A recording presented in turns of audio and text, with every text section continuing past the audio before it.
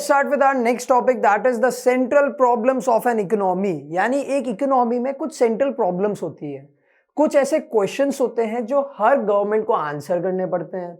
और वो तीन प्रॉब्लम्स या फिर वो तीन क्वेश्चंस कौन से होते हैं? What to produce, how to produce and for whom to produce. What to produce का क्या मतलब हुआ? हिंदी मीनिंग क्या बनाना है, ठीक है। हाउ टू प्रोड्यूस का क्या मीनिंग हुआ? कैसे बनाना है। और फॉर हुम टू प्रोड्यूस का क्या मतलब हुआ? किसके लिए बनाना है, ठीक है। बेसिक है। सबसे पहले आते हैं फर्स्ट प्रॉब्लम पे, व्हाट टू प्रोड्यूस। यानी एक गवर्नमेंट ये समझने की कोशिश करती है कि हमें क्या बनाना है और हमें कितनी क्वांटिटी में बनाना है। देखो, व्हाट टू प्रोड्यूस को हम आगे दो कैटेगरीज में डिवाइड कर सकते हैं। First, what possible commodities to produce. Second, how much to produce, क्या बनाना है और कितना कितना बनाना है।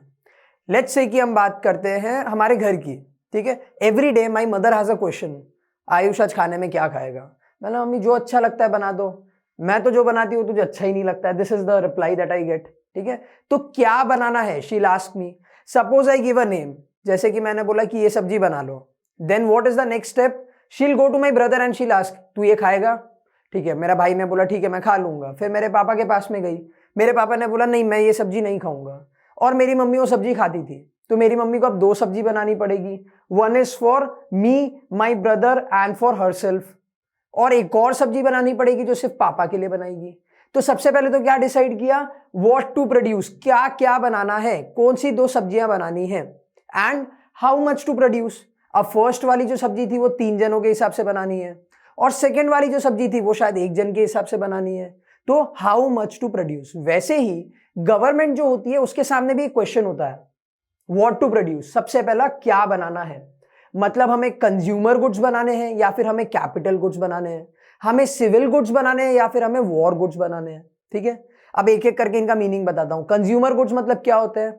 ऐसे गुड्स जो हम जैसे कंज्यूमर्स डायरेक्टली यूज करते हैं, जैसे pen, milk, bread etcetera. Capital goods क्या होते हैं? मशीन्स, यानी ऐसे गुड्स जिनको यूज करके कंज्यूमर गुड्स बनते हैं, ठीक है, जैसे मशीन्स हो गई, वो होते हैं हमारे कैपिटल गुड्स। सिविल गुड्स क्या होते हैं? जो अगेन कंज्यूमर्स यूज करते हैं, सोसाइटी यूज करती है, bread, butter, jam, milk etcetera. War goods क्या होता है? जो जनरली हम यूज नहीं करते हैं, लाइक आर्म्स एंड एम्यूनिशन, बंदूक, टैंक। अब ये सब चीजें हम घर में यूज नहीं करते हैं, इसके लिए हम इनको सिविल गुड्स नहीं बोलते, ये होते हैं वॉर गुड्स। तो सबसे पहला क्वेश्चन गवर्नमेंट के सामने क्या होता है कि हमें क्या बनाना है। हमें कंज्यूमर गुड्स बनाने हैं या फिर कैपिटल गुड्स बनाने हैं, हमें सिविल गुड्स बनाने हैं या फिर हमें वॉर गुड्स बनाने हैं। सेकंड क्वेश्चन होता है हाउ मच टू प्रोड्यूस, कितनी क्वांटिटी में क्या बनाना है, ठीक है। लेट्स से कि कोई भी इकोनॉमी है जहां पे पेंडेमिक हो रहा है, लेट्स से कोविड के टाइम पे, तो गवर्नमेंट को उस टाइम पे समझना चाहिए कि हमें ज्यादा से ज्यादा कंज्यूमर गुड्स बनाने हैं, क्योंकि अभी ऑलरेडी मशीन्स वगैरह तो कोई काम आ रही नहीं है। तो let's focus on consumer goods, capital goods बाद में देख लेंगे। लेट्स से वहीं पे कोई बूमिंग स्टेज चल रहा है, इंडस्ट्रियल रेवोल्यूशन का टाइम है, तो उस टाइम पे गवर्नमेंट ज्यादा कैपिटल गुड्स पे फोकस करेगी और कंज्यूमर गुड्स पे भी फोकस करेगी। ऑफ कोर्स पब्लिक को भूखा नहीं मरने देगी, बट ज्यादा फोकस कहां हो जाएगा? कैपिटल गुड्स पे। और कितना बनाना है depends on the situation. Second problem होता है हाउ टू प्रोड्यूस, कैसे बनाना है। अब कैसे बनाना है मतलब क्या होता है? मतलब जैसे बनता है वैसे बनाना है?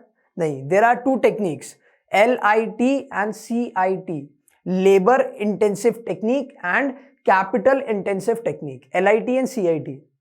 अब लेबर इंटेंसिव टेक्निक का मतलब होता है कि using more labours and less of machinery, मतलब हम ज्यादा से ज्यादा मैन पावर यूज करने वाले हैं, ठीक है, और 2-3 मशीन भी लगा लेंगे साथ में। लेट्स से कि मेरी फैक्ट्री है और मुझे 100 मीटर कपड़ा पेंट करना था या फिर डाई करना था, वॉट एवर इट वॉज। मैं क्या करता हूं? मैं ज्यादा से ज्यादा लेबर एम्प्लॉय करता हूं और 2-3 मशीनें भी लगा दी, तो उसको हम बोलेंगे लेबर इंटेंसिव टेक्निक, जहां पे ज्यादा फोकस लेबर पे होता है। वहीं पे कैपिटल इंटेंसिव टेक्निक क्या हुई? जहां पे ज्यादा फोकस कैपिटल्स पे होता है, मशीन्स पे होता है। याद करो मैंने कैपिटल गुड्स क्या बोले थे आपको? मशीनरी। तो CIT यानी कैपिटल इंटेंसिव टेक्निक पे ज्यादा फोकस होता है कैपिटल गुड्स पे यानी मशीनरी पे, और लेबर 2-4 एम्प्लॉय कर लेंगे, वो भी क्यों? उन मशीन्स को चलाने के लिए, ठीक है। तो अगेन एक गवर्नमेंट या फिर एक इकोनॉमी के सामने ये क्वेश्चन होता है कि जो भी गुड्स हमने यहाँ पे डिसाइड किए जो हमें बनाने हैं, वो हम कैसे बनाएंगे। क्या हम LIT यूज करें यानी ज्यादा से ज्यादा लेबर यूज करें, या फिर हम CIT के लिए जाएं, दैट इज ज़्यादा से ज़्यादा हम मशीन यूज़ करें। अब सबके अपने अपने बेनिफिट होते हैं।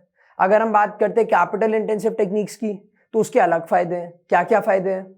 शायद फिनिशिंग ज़्यादा अच्छी आएगी, कॉस्ट कम लगेगा, रिपेयर मेंटेनेंस की जरूरत होती है खाली मशीन को, उसको ब्रेक की जरूरत नहीं होती है। LIT की अगर बात करते हैं, अनएम्प्लॉयमेंट कम होगा। सबसे बड़ी बात कि अगर आप लेबर इंटेंसिव टेक्निक्स के लिए जाते हो तो इकोनॉमी में, कंट्री में अनएम्प्लॉयमेंट कम होगा।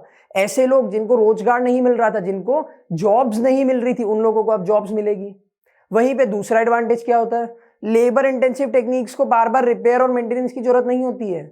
ऐसा नहीं है कि एक वर्कर काम करके गया फिर आप उसके घर जाके उसके यू आर पेज खींच रहे हो उसके, ऐसा नहीं होता है।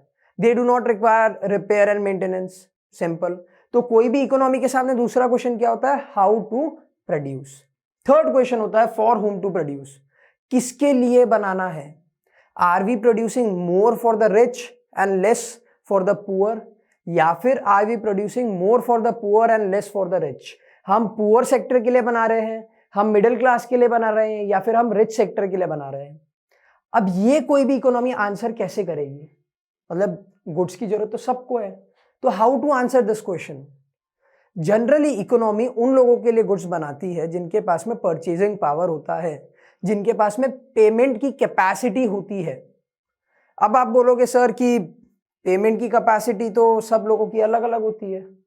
कभी सोचा ये जो पेमेंट कैपेसिटी होती है ये किस चीज पे डिपेंड करती है? क्यों मुकेश अंबानी इतना रिच है और हम उसके आगे पुअर हैं? ऐसा क्यों? वैसे हम पुअर नहीं है, बट अगर आप मुकेश अंबानी से कंपेयर करोगे तो वी ऑल आर पुअर। ठीक है, तो ऐसा क्यों होता है कि Mukesh Ambani so rich and we are so poor in front of him? सोचो ऐसा क्यों हुआ? किस्मत, कुंडली? नहीं, this is because of the distribution of income, this is because of the distribution of the factors of production. Imagine करो आपके पास में 100 एकड़ की लैंड है और मेरे पास में 500 एकड़ लैंड है, तो आप जितना प्रोड्यूस करोगे ना उससे 5 टाइम्स ज्यादा मैं प्रोड्यूस कर सकता हूं। तो जिसके पास में फैक्टर्स ऑफ प्रोडक्शन ज्यादा होंगे वो ज्यादा रिच होगा। आपके पास में लेट्स से 1 लाख रुपए हैं और मेरे पास में 5 लाख रुपए हैं। आपसे 5 गुना ज्यादा लैंड है मेरे पास में, आपसे 5 गुना ज्यादा कैपिटल है मेरे पास में, तो मैं ज्यादा लेबर एम्प्लॉय कर सकता हूं और मैं ज्यादा आउटपुट प्रोड्यूस कर सकता हूं। ज्यादा आउटपुट मतलब ज्यादा प्रॉफिट आएगा। तो अगेन क्या हुआ? मैं पहले से रिच था, आप मेरे आगे थोड़े से कम थे, तो मैं रिच था, मैं और रिच हो गया। क्यों? क्योंकि मेरे पास में फैक्टर्स ऑफ प्रोडक्शन ज्यादा थे, मेरे पास में पैसा ज्यादा था। आपके पास में पैसे भी कम थे, आपके पास में फैक्टर्स ऑफ प्रोडक्शन भी कम थे। ठीक है, तो basically for whom to produce का एक सिंपल सा लॉजिक ये होता है कि कौन से आदमी के पास में कितना पैसा है। तो ये जो डिस्ट्रीब्यूशन होता है, इनकम का डिस्ट्रीब्यूशन, इसको हम 2 कैटेगरीज में डिवाइड कर सकते हैं, personal distribution and functional distribution. Personal distribution का मतलब होता है कि हम हमारे कंट्री के नेशनल इनकम को कैसे डिस्ट्रीब्यूट कर रहे हैं, जो हम बोलते हैं ना there is inequality in the income and wealth. तो अब आप समझो कि अगर नेशनल इनकम इक्वली डिस्ट्रीब्यूट नहीं होगी, आपके पास में ज्यादा पैसे हैं, मेरे पास में कम पैसे हैं, तो आप मेरे से ज्यादा रॉ मटेरियल खरीद सकते हो, आप मेरे से ज्यादा लेबर एम्प्लॉय कर सकते हो, आप मेरे से ज्यादा लैंड खरीद सकते हो, और अल्टीमेटली आपका प्रोडक्शन भी मेरे से ज्यादा होगा और आपका प्रॉफिट भी मेरे से ज्यादा होगा। ठीक है, अगर हम बात करते हैं फंक्शनल डिस्ट्रीब्यूशन की, फंक्शनल डिस्ट्रीब्यूशन का मतलब होता है कि पूरे इकोनॉमी में जो फैक्टर्स ऑफ प्रोडक्शन है वो हम कैसे डिस्ट्रीब्यूट कर रहे हैं। अब अगर आपके पास में फैक्टर्स ऑफ प्रोडक्शन भी ज्यादा है तो अल्टीमेटली आपका आउटपुट मेरे से ज्यादा होगा और आपकी इनकम भी मेरे से ज्यादा होगी। तो अगेन रिच और रिच हो गया, पुअर और पुअर हो गया। ठीक है, तो ये 3 प्रॉब्लम्स होती है कोई भी इकोनॉमी की, जिसको हम बोलते हैं the central problems of an economy. क्या क्या थी? व्हाट टू प्रोड्यूस, उसमें हमने क्या देखा कि हमें कंज्यूमर गुड्स बनाना है या फिर हमें कैपिटल गुड्स बनाना है, वॉर गुड्स बनाने हैं या फिर सिविल गुड्स बनाने हैं, और जो भी हम सेलेक्ट करेंगे उसमें से कितना कितना बनाना है, how much to produce. Second question था how to produce, labour intensive techniques के लिए जाएं या फिर कैपिटल इंटेंसिव टेक्निक्स के लिए जाएं। और फाइनल था हमारे पास में for whom to produce, rich के लिए ज्यादा बनाना है या फिर पुअर के लिए ज्यादा बनाना है। और हमने देखा ये जो रिच एंड पुअर होता है this is because of the distribution. अब डिस्ट्रीब्यूशन को हम 2 तरीके से डिवाइड कर सकते हैं, personal distribution and functional distribution. Personal distribution मतलब क्या होता है? The distribution of the national income of the economy, मतलब हमारे कंट्री में जितना पैसा आया वो किसको कितना डिस्ट्रीब्यूट हुआ है। और फंक्शनल डिस्ट्रीब्यूशन मतलब क्या होता है? The distribution of the factors of production in the economy. समझ में आया? All the 3 problems, what to produce, how to produce and for whom to produce. अब चलते हैं नेक्स्ट टॉपिक पे, जहां पे हम बात करने वाले हैं अपॉर्चुनिटी कॉस्ट के बारे में।